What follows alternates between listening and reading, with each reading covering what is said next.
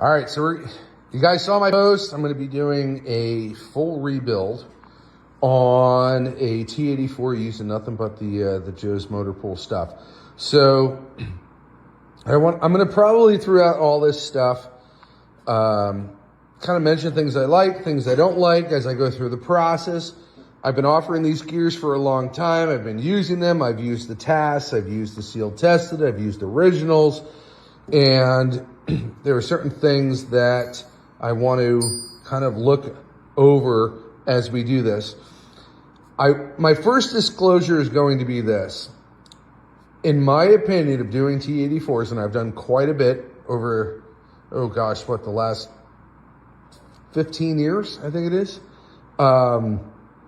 They tend to be one of the most challenging transmissions for me. And the reason being is a lot of the parts need to be reworked, and you have to make everything fit in your case, okay? You don't just buy a part and expect it to fit. And I've talked to a couple of really reputable rebuilders, and it seems like every T84 is kind of custom.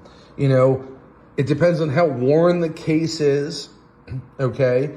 It depends. Remember, there were two different first gears that were offered for a T84, if you guys know. There's an early style and a late style. There are multiple snap rings that are offered. That's what holds, that's what holds the synchronizer hub assembly. There's actually like 3 different sizes for these, okay? So there's a lot of variations when you're doing a T84, and I've done T84s, T90s, SM465s, 435s, list goes on. And I like to see kind of the commonality. The T84 is one of those things where it needs to be mechanically sound and timed. One of my biggest complaints that I don't like on a T84, that I do like on a T90, is the 2-3 shift fork and the collar on the synchronizer.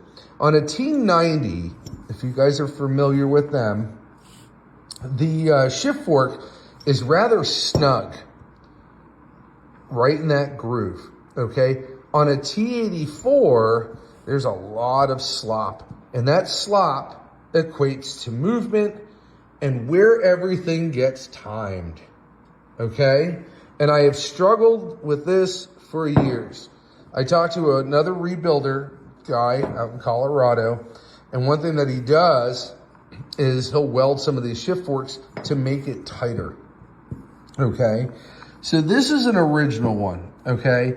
And how I know this is original, one, it was sent to me as original, but you normally have this groove, and you have, see this little, that's not a wear mark, that's actually part of the design. And you'll see it here, part of the design where it sits in the sleeve, okay, or the collar. I absolutely hate that design. I really do. And why do I don't like it? And you could say, oh, they've been doing it for years. I'll tell you why. There's too much slop, okay, in the shift fork and the collar, that when you want to try to get things timed and shimmed, it just doesn't happen. So these are the new JMP ones, okay? And they don't have, now these are forged, okay? I like to try, sometimes it's like pulling teeth to get some of the tech out of this stuff. And I only bring it up until I get the tech out of it. But here's something that's interesting about it, is they are a little bit different. A lot of guys, and I deal with this on the CJ guys. Remember, I'm more of a CJ guy. I love I'm a closet World War II enthusiast, but I am a CJ guy, so I don't have problems deviating away from things like the World War II guys. But here's something that's interesting. We have a groove here. Most guys, they would take this out, they would look at this, and they would say, they're different, it's junk, blah, blah, blah. I'm different. I look at it and I say, wait a second, I like this. I don't want, if you were to measure this, that's going to add to the gap that you have here.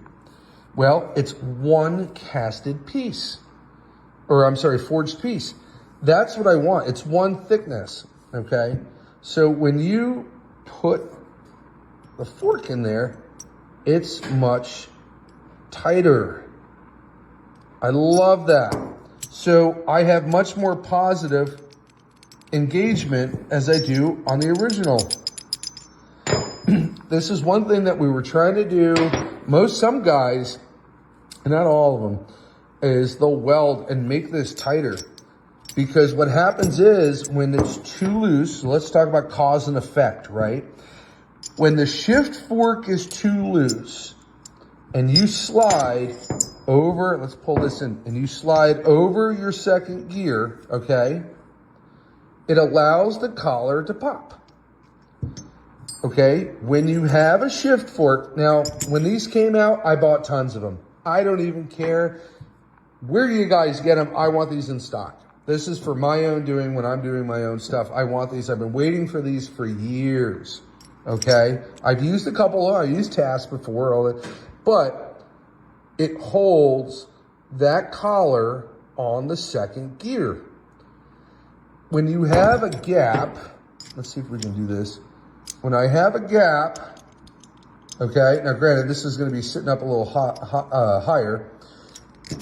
The collar tends to pull away second gear and you pop out, okay? So while it'd be nice to use this, I don't want to use this because the margin of pop out a second, if you would, is higher than if I use something like this, okay?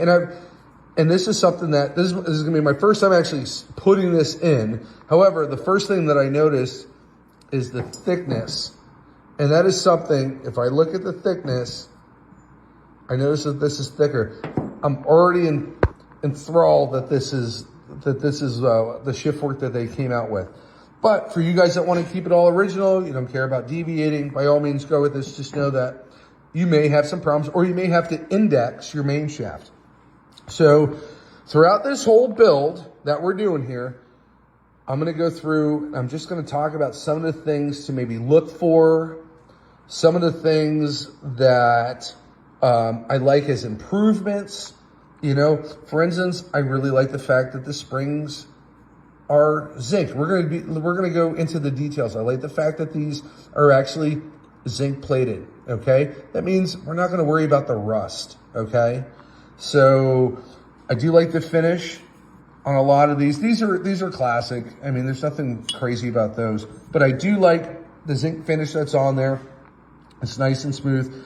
I do like the shift forks so far that I have and all this stuff. And what we're gonna do is we're gonna dial indicate all our parts, okay?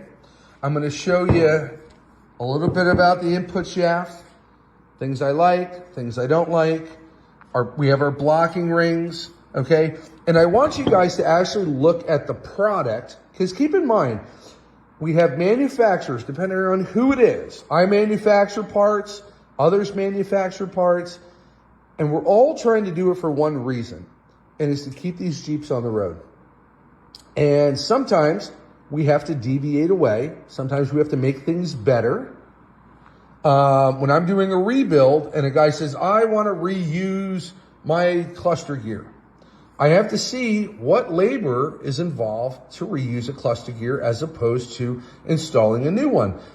There's a lot of peanut gallery out there of whether it be JMP, Crown, Amex, Motive Gear, you know, World Pack, all this stuff, of whether or not some of this stuff is actually good, if it's not. And I take it for a grain of salt when I say that somebody has a problem. I ask more questions about the problem to see what their mechanical aptitude is. That's number one. What's the mechanical aptitude of the people that are complaining about problems? Or even on the other side, what's their aptitude for saying that a product is good? Okay? And we take that feedback and we try to make it better. Okay? Are there things that we can make better? So when we're going to be doing this rebuild, it's going to be a little bit of, I think, hopefully it's not going to be a long rebuild because I have a couple coming in here. But what I want to do is I want to go through the fitment on, now this is an original case, top and bearing retainer. These are in the near distant future here of being made, and we will be offering completed T84s with a warranty, and we're going to try to keep a bunch on the shelf for stuff like that. But we're going to go through the process. Oh, I can't wait till we talk about different lengths of springs. Can't wait till we get into talking about different dogs that come on T84s. And we're going to talk about our shims. We're going to talk about the other shims that go in the bottom of the case. And the main thing is to not give you guys a video on how to assemble all this. That's the one thing that I'm very meticulous about. And you'll notice I've never done a video on how to install or rebuild a carburetor, a T84, a T90, or a Dana 18. Because a lot of things get lost in translation. The main thing is to give as much educational value so you can make good decisions and to boost your mechanical aptitude so you know how to rebuild something like this. What to look for, what to see inside your case. Now, Ron gave me this case, and I don't expect him to know this, and it's all painted, but see that pin down there? I don't like it like that. It doesn't protrude out far enough, okay? Which means that pin, let's see, it's right there. We gotta take that pin, we gotta pop that out because it needs to sit right on here. And I can tell you right now, that thing, if I rebuilt this whole thing to the way that I normally do, I guarantee you this thing's gonna spin. And we don't want that. So I'm going to go in through, I'm going to also whip out some files. I have some Rockwell hardness files. I'm going to keep it a little bit, 101. So we'll take some files. I guess I have a really good Fowler file set that goes over the Rockwell. We'll scratch some of the surfaces here. We'll go through the main shaft. And we'll get everything kind of squared away on what to look for. But when you start doing a rebuild, right, after you clean up everything, this is what I would highly recommend is lay everything out all nice. Look at everything. Put it in the order in which possibly you're going to put it in, right? We got input shafts. We'll have our gears all set up. Get everything so it's nice and neat. So a lot of times, you know, when you get parts from me, right, they're nice and bagged evenly. If you get a T90 kit, you're going to notice the input shafts. Everything for that input shaft is in one sleeve because you kind of eat with your eyes first. And when you're doing your rebuilds, take your time, lay everything out, okay, on how you're going to do things. So that way it makes your life a little bit easier. So this is going to be a fun process. We're going to keep it non-biased. I want you guys to chime in on any problems or questions that you have. And I want some open dialogue, and I'm going to try to answer them the best I can, and we're going to take it from there. Let's go ahead and start beginning this T84 rebuild.